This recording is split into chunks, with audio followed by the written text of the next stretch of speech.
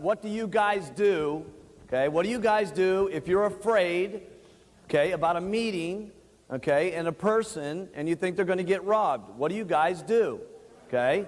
Make certain that they're on your application first.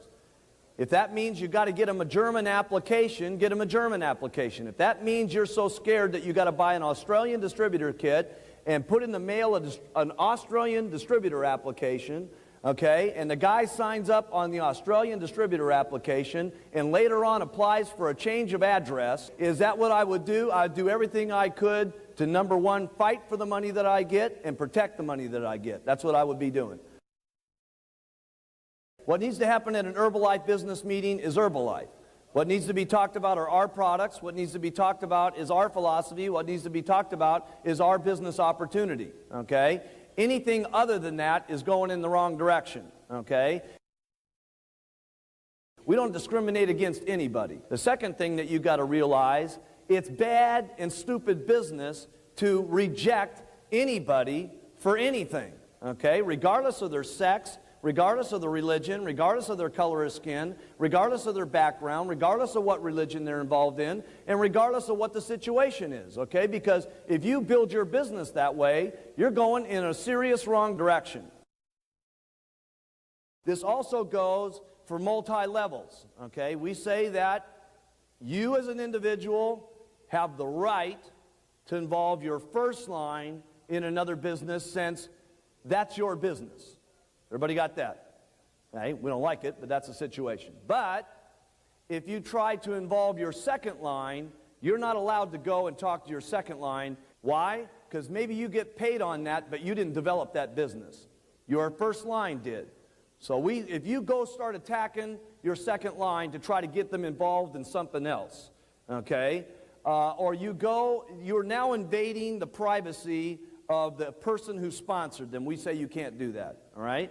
If you go raid anybody else's organization and start getting them into the thing, okay? There's a couple things that happen. Number one, you can't participate in production bonuses. And number two, when we find out about it, okay, and you guys let us in on the know on it, there's most of the time, okay, if the organization's getting real hurt, we'll stop the checks, okay, even though it may not be able to be done in some areas, okay? You guys get it to us. We feel serious about it. We'll hold up the money and try to slow up the process, okay, of these guys raiding your organization. Smoking in these deals and stuff like that, okay? You guys got to start remembering who and what you are. Jim Rohn said something at the end of the deal here that was very important. Sometimes you guys don't realize what impact you have on the people that you're around because you've been living with yourself day to day to day to day, and you're becoming more. People are seeing you different.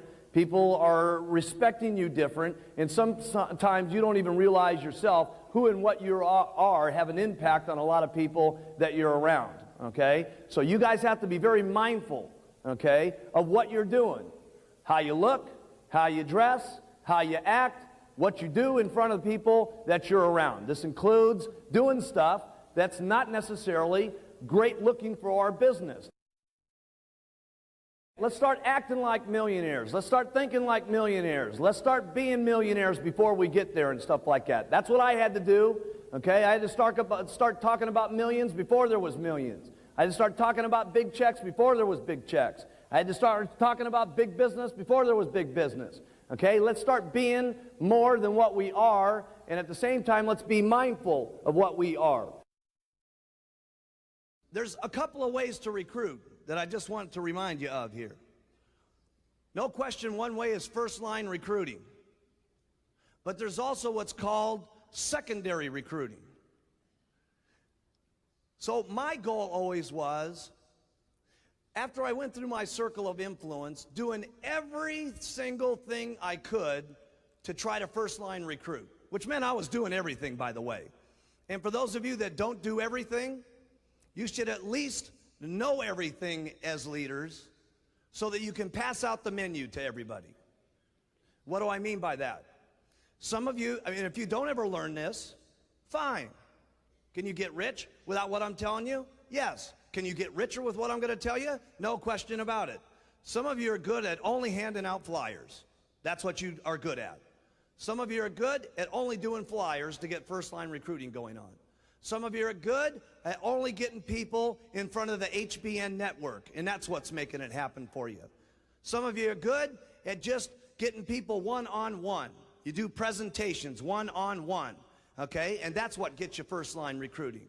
Some of you are good at doing this mailing program that you got going on, okay? This direct mail response deal that some of you are doing out here in the audience. And that's what's making it score for you, okay? There's a lot of different things. Some of you only recruit off your buttons. But I'll tell you what you're going to make a big mistake at as leaders if you don't know. Knowing the menu.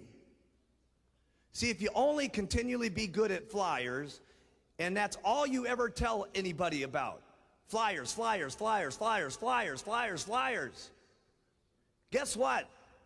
Out of 10 people, there's going to be 7 of them that don't like flyers, that join your companies.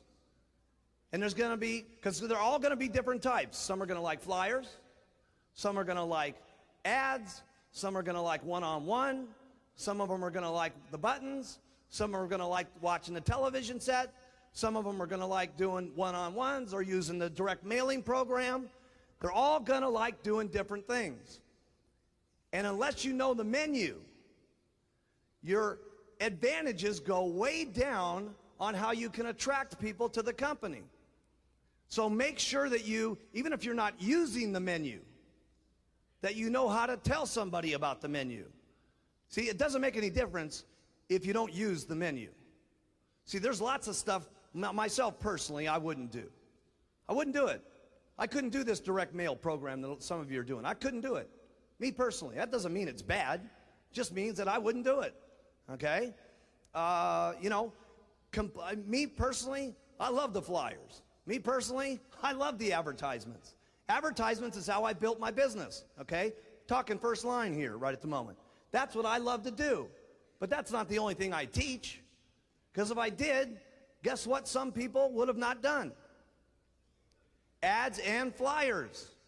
Because some of my people didn't have the money to do the ads.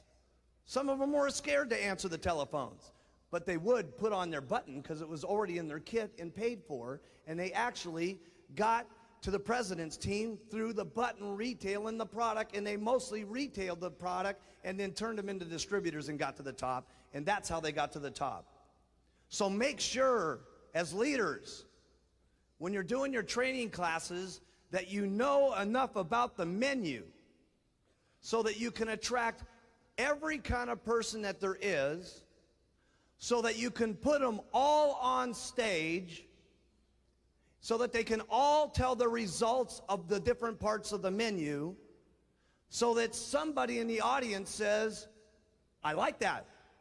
If that guy can do it, I can do it. That's a secret. Now see, make sure that you get that one, because if you don't get the menu, it's not that you can't get rich, it just means that you're not going to get rich as quick. Why has Mark Hughes been able to become so incredibly wealthy? Because I am so incredibly free and loose oriented. I'm not fixed to anything. It doesn't make any difference to me as long as it's ethical, as long as it's not against the law, as long as it's not tricking somebody, as long as it's got to do with using the products. Wearing something means anything. A button, a cap, a flyer, a sign, it doesn't make any difference. It's the concept. And as long as you're talking to me means anything that's talking. Talking means talking.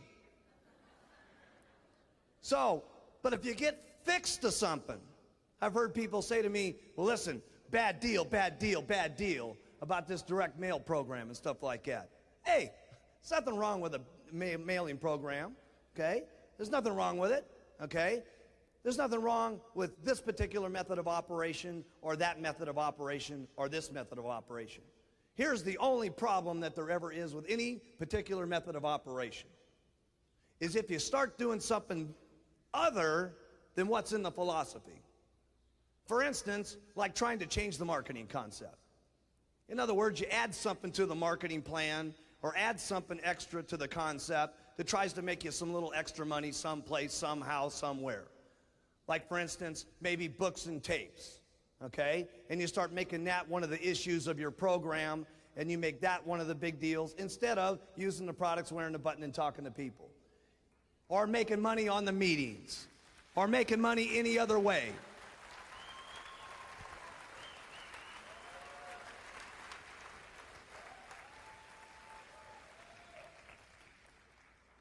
See, as long as you keep it flexible and it stays within the concept, that's important.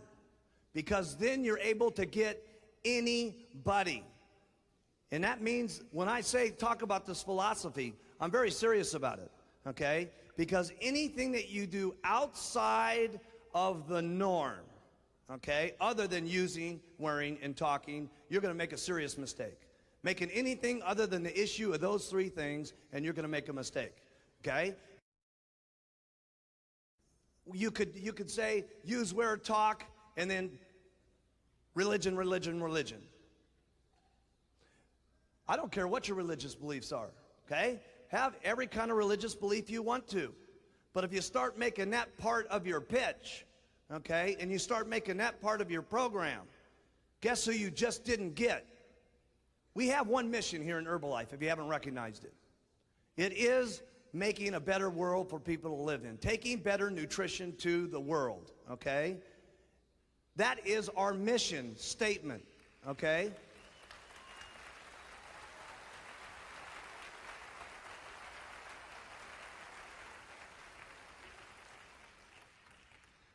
Everybody's got the freedom of believing in everything that they want, okay? But it's not use the products, wear the button, use the products, wear the button, talk to people, and see the Pope, okay?